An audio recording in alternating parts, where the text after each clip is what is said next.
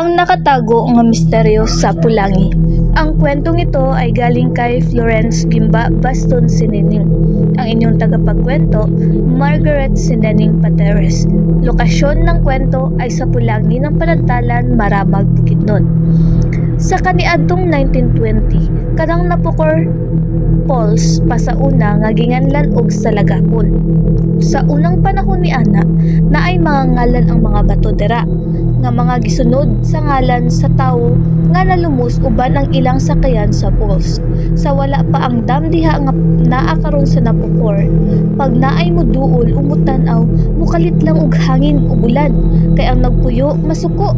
Ang ngalan sa isa ka bato mao si Ikugan. Pero sa wala pa ni nahitabo, dunay baylan diri sa Panagtalan nga nagpuyo diha sa Pulangi. Mananambal siya. Ang ngalan Jose, dili niya tinuod nga pangalan.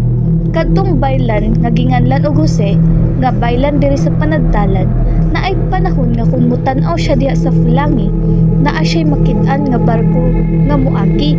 Inig makit-an jud daw na niya, mudagsang dayon ang mga sakit, daghan daw mga matay, kasagaran, mga bata, kay ang barko gapangkuha og mga kinabuhi, ginapangkarga nila. Maong nagabantay jud siya permi sa Pulangi, kay nabalaka na nga makit-an niya tong barko kay naa na po'y mga kamatay nga mahitabo. Mga sakit nga budagsang nga mooy hinungdang, daghan ang mga matay, kasagaran pa jud mga bata. Nituo sila, basig ang mga nagsakay sa maong barko mootong mga nalumos nga sulod sa sakyanan sa napukor nga nahimong dili ingon nato. Maong hinungdana nga nasugdan ang dam ug nahuman na kini, gipatubigan sa tuig 1986, pero dili gihapon malimtan nga inig makita na ni Jose ang barko, mudagsang ang mga sakit-sakit ug kamatay. Sa dili pa layo ang sugilanon, kaning mulita og Pulangi sumpay ni siya. Unya na akunoy dako kaayo nga kahoy didto nga lapad, nga murag barko ang porma, nga nidagsang ra didto sa pagsigi og baha-baha.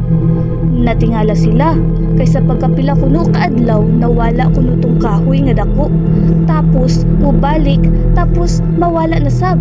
Maong nagduda ang mga katawan sa Bukidnon nga katong makita diha sa Pulangi nga barko ug ang kahoy sa muleta kay usara.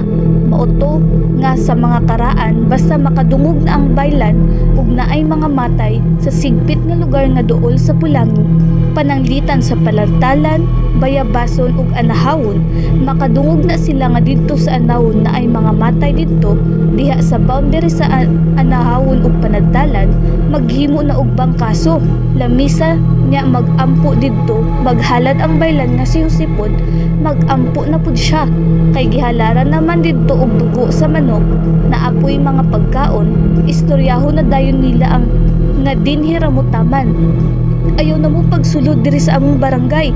Pagkahuman ni ana, magbandera na dayon sila og mga puti nga tila ang matag balay.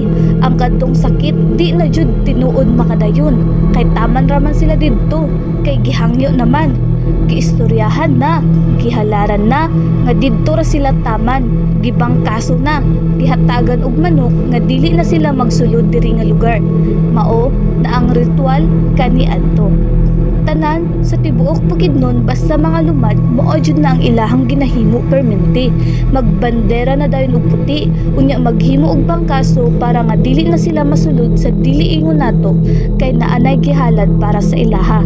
Maong hinungdan nga sukad ato wala na nibalik ang barko ug ang nga maong istorya nahilom na, kay gamay na lang ang nakabalo ug kung naaman wala na sila diri sa Panagtalan.